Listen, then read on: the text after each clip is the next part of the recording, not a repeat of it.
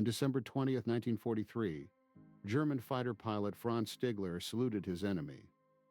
He had intercepted a crippled B-17 over Germany, but instead of firing, he escorted it to safety and honored the crew with a salute. That act of mercy would bring two former foes together decades later. The man who made that salute was shaped by a lesson he received as a boy in southern Germany. In the summer of 1927, on a green pasture in southern Germany, a 12-year-old boy strapped himself into a homemade glider and prepared to fly for the first time. The machine shot upward like a rocket. The men launching it had forgotten to account for the boy's light weight. He froze at the controls, and the glider nosedived, its wooden frame splintering as it plowed into the earth. When his father pulled him from the wreckage, shaken but unhurt, he did not scold the boy. Instead, he took the blame himself. Weeks later, as the boy repaired the broken wing, globbing glue across every seam, his father knelt beside him and offered a quiet lesson: always do the right thing, even if no one sees it. That boy was Franz Stigler, and that lesson in quiet integrity would one day save lives, including the lives of his enemies. 13 years later, on October 10, 1940, Franz Stigler stood in an empty classroom at the Dresden Flight School where he served as an instructor. A Catholic priest and family friend named Father Josef stood in the doorway, his eyes wet with tears. August, Franz's older brother, the one who had taught him to fly gliders, who had shown him how to follow the eagles, was dead. August had been flying a night bombing mission over England when his Ju-88 crashed on takeoff, killing him and his entire crew. The official letter called it a hero's death. Franz threw the letter aside. Grief curdled into something colder. He blamed the British, he blamed the war, and he made a decision: he would leave his safe post as an instructor and become a fighter pilot, not for glory, but for revenge. In April 1942, Franz Stigler arrived at Martuba Airfield in Libya, a sprawling tent camp in the desert. He was a sergeant now, a fully trained fighter pilot, and his Messerschmitt 109 sat waiting on the sun-bleached sand. His first mission came 2 days later.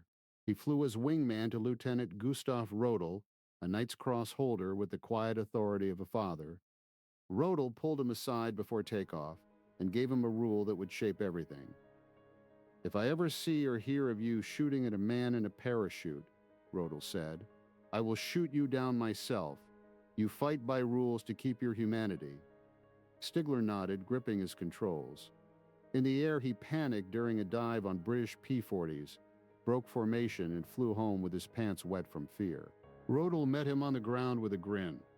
"You survived," he said. "You'll never be that scared again." But Stigler did not stop being scared. Over the weeks, he flew Stuka escorts and free hunts, and the strain of the desert war grounded him. The heat, the flies, the dwindling supply of planes. In his squadron, a new leader emerged, Lieutenant Ferdinand Vogt, an ambitious Austrian who took command after Rodel crashed and was evacuated. Vogt formed a tight group around himself: Stigler, his wingman, Karl-Heinz Bendert, and a veteran named Erwin Swalish. They flew multiple missions daily, and the victory claims piled up fast. In 15 days, Vogt claimed 6 victories, Bendert claimed 16, and Swalish added 15. Stigler scored 9. But other pilots whispered that the claims were inflated. They called them the expert flight. Stigler felt the dishonor like grit in his mouth. The scandal broke in August 1942 when a rival squadron leader reported seeing the Vogt flight firing their guns into the sand, not at enemy planes. The accusation hung over them like a death sentence. Stigler and Swalish were summoned to appear before the wing commander. Swalish was devastated. He was a professional pilot with 6 years of combat experience, and his honor meant everything. One afternoon, he told Stigler he was taking a maintenance flight to clear his head. Stigler fell asleep in his dugout, and when he woke, Swalish had not come back. German sentries found his body the next day washed ashore. He had flown out over the sea and dived straight into the water, choosing death rather than live with his honor stripped away. Stigler was left hollow. He had promised Swalish he would clear their names, but now Swalish was gone. The investigation fizzled when Rodel returned from medical leave and quietly confronted Vogt and Bendert. No one was court-martialed. Rodel chose to keep the unit's reputation intact, though he kept both men in the desert until they stopped claiming victories altogether. Stigler stayed on, flying mission after mission, but the simple clarity he had felt after August's death was gone. Revenge had seemed straightforward in a classroom in Dresden. Here in the sun-scorched sand, it was tangled in friendship, ambition, and the taste of a comrade's despair. Enjoying the story? Subscribe to join us for the next one. In November 1942, Stigler was sent home on leave. He took a train to Amberg and sat with his mother in the kitchen as she sipped her evening beer. She told him the Gestapo had come to question her about August, about his ties to anti-Nazi circles. Stigler shook his head, but something nagged at him. He had found the with burning concern letters in August's room years ago. His mother said quietly, "Did he have a choice?" Stigler had no answer. Then he picked up a newspaper and read the news that broke him. Hans Joachim Marseille, the Star of Africa, was dead. Killed in a flying accident, not by enemy fire. The hero who had dropped notes to the families of his enemies, the pilot who told Stigler that once a person enjoys killing, he is lost, gone. Stigler sat in his father's chair and stared at the wall. Marseille's death, the suicide of Swallish, the desert that had ground everything to nothing, it all pressed down on him. He had gone to war to avenge his brother, but the war had taken everything it touched. That evening, he walked to the village pub. An old photograph hung behind the bar, the Vold flight standing beside Swallish's 109, the victory mark stark on the rudder, the smiles of men who had believed in their own lies. Stigler left the pub without saying a word. He knew he would fly again. He was a German fighter pilot, and there was no other path. But the revenge he had once craved felt like a ghost. Something else would have to guide his hand now. On April 16, 1943, Stigler and his new squadron mate, Willie Kiench, scrambled from Trapani Airfield. 21 B-17s from the 97th Bomb Group were heading for Sicily. Stigler had never attacked a heavy bomber before. He followed Kiench in a tail attack, but the B-17's defensive fire forced them to break away early. Kiench scored a hit on a straggler, but the bomber formation remained untouched. The pair turned for home. Southeast of the island, they spotted P-38 Lightnings. Stigler and Kiench dove on them. Stigler shot up a P-38's engine and watched the pilot bail out. The American floated down into a yellow raft, bobbing on whitecaps. Stigler radioed the position to Olympus and left. He flew back seeing that man in the raft alone. The image stuck with him. Later that evening, Stigler sat with the squadron on the hillside above Trapani. He lit his pipe and stared at the darkening sea. He could still see the Americans' raft. Kiench was cheerful about their kills. Stigler said nothing. He was beginning to understand that war was not about revenge, but survival. That pilot, Lieutenant Conrad Benslin, never returned from the sea. 2 weeks later, on April 28th, a telephone call summoned Stigler and Kiench to a villa overlooking Trapani Bay. General Adolf Galland, Germany's youngest general and a national hero, was waiting. With him was Colonel Gunther Luitzow, the quiet, stone-faced ace known as the Man of Ice. Galland's cigar smoke filled the patio as he stared at the two pilots. Galland had read the combat reports. He told them the tail attacks on B-17s were failing. He asked why they had let the bombers escape. Stigler, feeling heat rise, spoke up. "The tail approach is stupid," he said. "We need to attack from the front with speed." Galland's eyes lit up. He had been saying that for months. Galland nodded and let them sit down. He offered Stigler a cigar. The general talked about losing his own brother in the war. Stigler realized they shared that wound. The meeting ended with a new order. From now on, two groups would attack the fortresses head-on in close formation. Galland believed that was the only way. On June 10th, a distress call came from the Italians. Their seaplane was going to rescue a downed aircrew. Stigler and Kiench knew the waters around Pantelleria were crawling with Allied fighters. They agreed the mission was suicidal. Stigler turned to Kiench. "We should be with them," he said. They grabbed their life preservers and sprinted for their 109s. The rescue flight was ambushed. American P-40s swept down on the formation. Italian fighters splashed into the sea. The seaplane exploded. Stigler fought, but his 109 was riddled with bullets. The engine coughed, oil pressure dropped. He saw the Sicilian coast 3 miles ahead. Then the engine seized. He was going to hit the water. Stigler ditched the dead fighter on the waves. The plane plunged under. He released his seatbelt, fought the canopy, and kicked free. His life vest inflated, and he burst to the surface. He crawled into his raft and rowed for shore. Exhausted, he dragged himself onto the beach. An old fisherman gave him a ride back to Trapani on a cart. He was barefoot, soaked, but alive. A week later, Stigler was walking to the squadron shack when Kiench pulled him aside. "The black coats are inside," Kiench whispered. "The Gestapo." They wanted words with Stigler. Stigler's stomach tightened. He knew why. His brother August had been involved in anti-Nazi circles.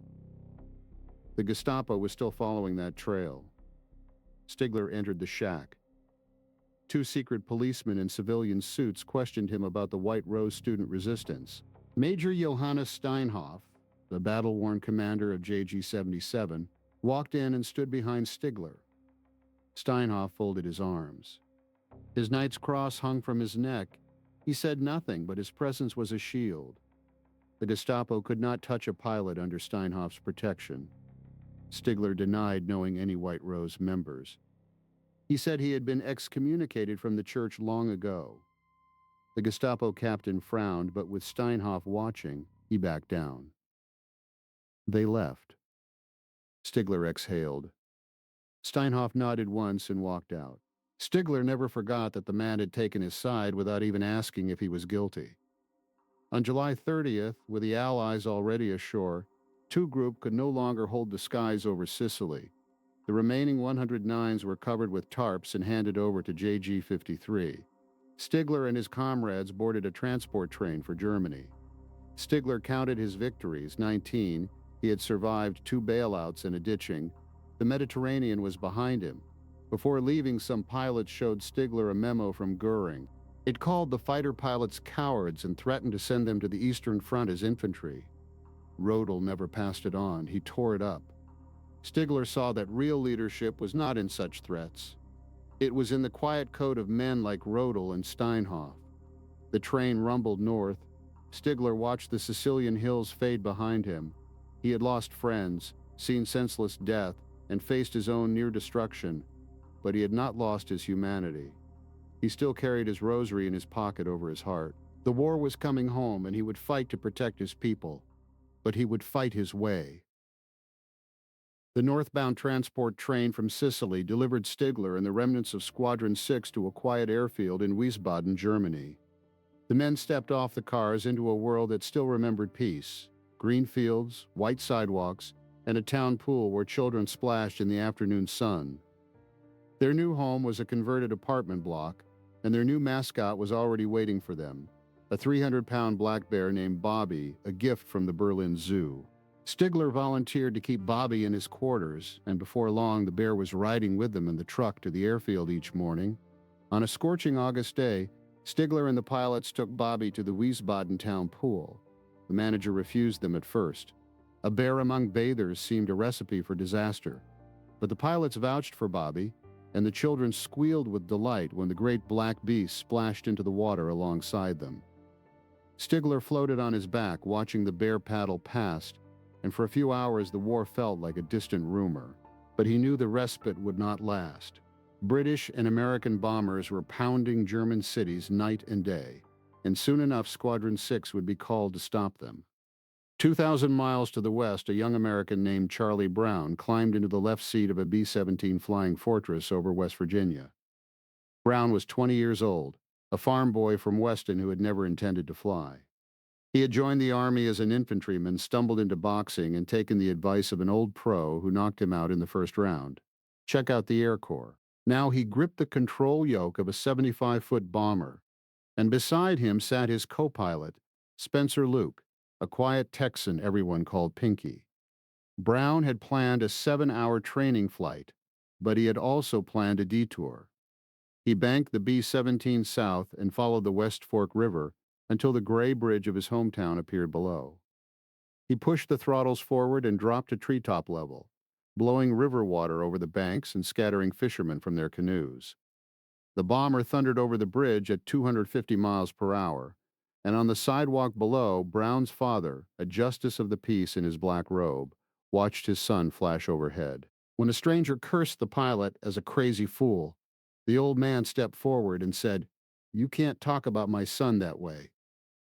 A month later, Charlie Brown landed at Pyote Army Air Base in the dusty flats of West Texas.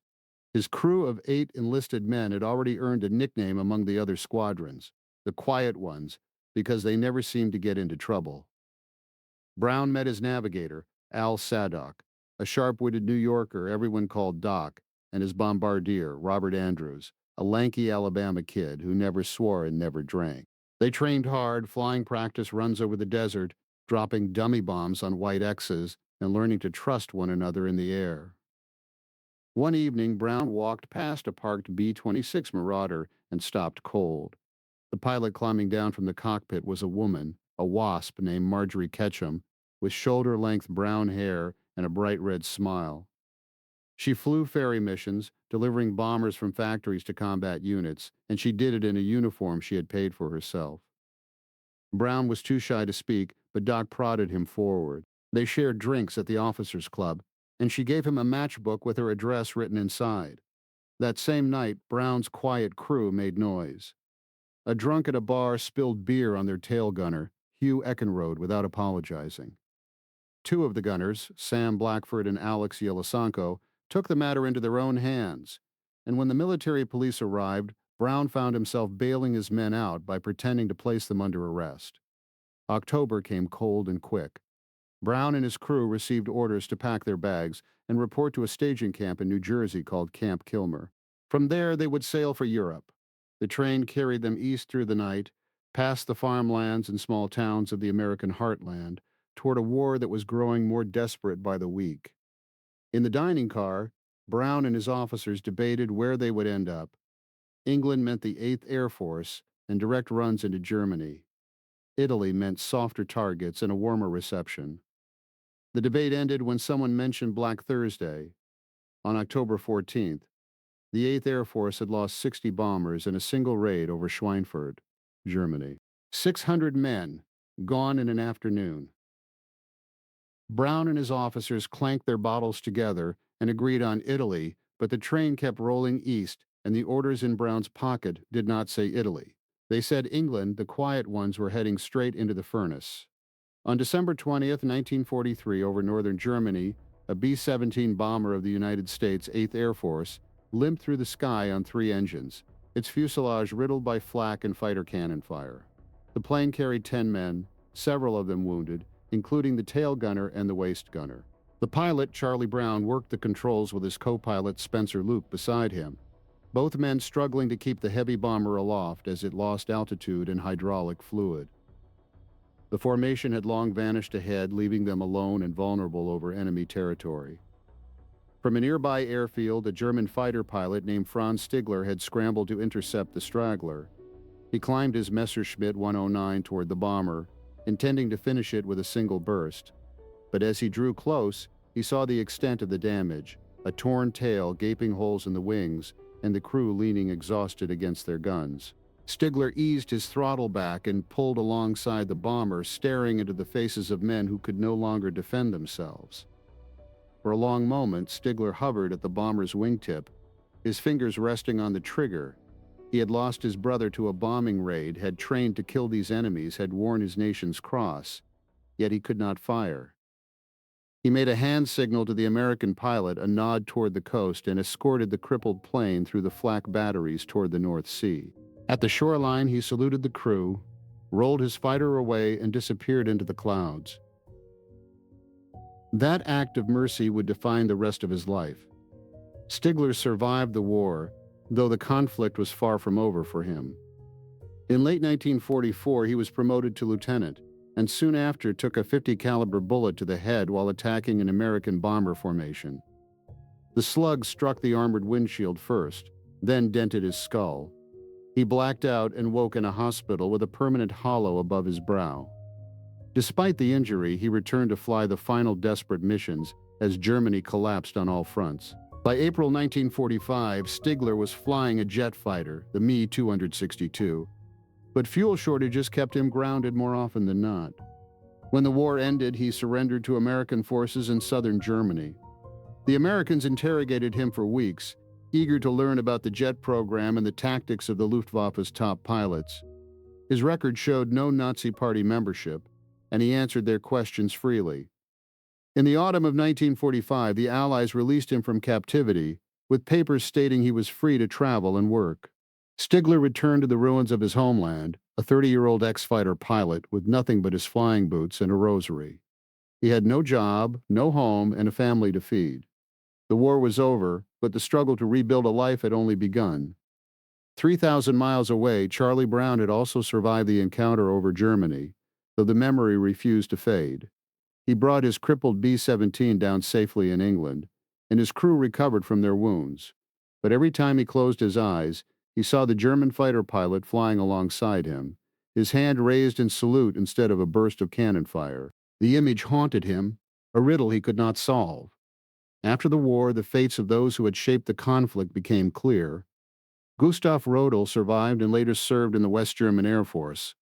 Willy Kiench, who had survived the Pantelleria ambush, was killed in France in January 1944. Johannes Steinhoff, severely burned in a 1945 jet crash, became a general in the Bundesluftwaffe. Adolf Galland led a jet fighter group and later worked as a consultant.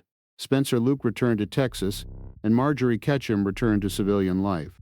Ferdinand Vogel, badly burned, spent the remainder of the war training pilots. Karl-Heinz Bendert earned the Knight's Cross but was shot down and killed in action before the war ended. The deaths of Hans-Joachim Marseille and Erwin Swalish, both lost in 1942, had already marked the war's toll. Meanwhile, Charlie Brown returned to West Virginia and tried to resume a normal life. He married, worked as a draftsman, and rarely spoke of his combat experiences. Yet the question of that German pilot, who he was, why he had spared them, never left him. In the 1980s, he began to search for the man who had let him live. In the spring of 1946, Franz Stigler was trying to find work in the bombed-out city of Straubing, Germany. He stood in line at a brick mill, hoping to earn a day's wage as a laborer. The manager looked at his papers and saw that Stigler had been a fighter pilot. "You didn't keep the bombs from falling," the manager sneered. "Get out, you Nazi!" Stigler, who had never joined the Nazi Party, whose family had opposed Hitler, who had lost his brother and watched his country burn, felt something snap inside him. He lunged across the desk and punched the man between the eyes. The manager crashed into a cabinet, and other workers grabbed Stigler from behind, threw him to the floor, and kicked him until German police arrived. The police hauled him to a holding cell. They took his papers, including the medical note about his old head wound. The manager, nursing a swollen nose, told the police that Stigler had tried to cut the line and had attacked him without cause. The officers dragged Stigler past the line of workers and into the street, exhausted, hurting from the beating and overwhelmed with grief. Franz fell limp as the police hauled him away. In the spring of 1990, Brown flew to Vancouver to meet Stigler face to face.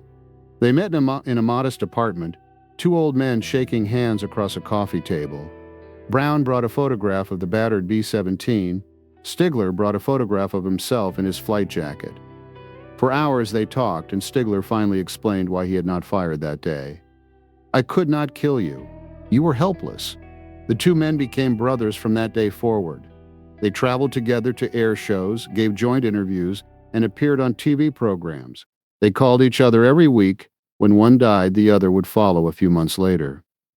Stigler passed away in 2008, and Brown joined him in the same year, within weeks of one another, as if their fates had been tied since that winter sky in 1943. The photograph of their first reunion, the one showing two old soldiers, one American, one German, smiling together, became the symbol of a story that defied easy explanation.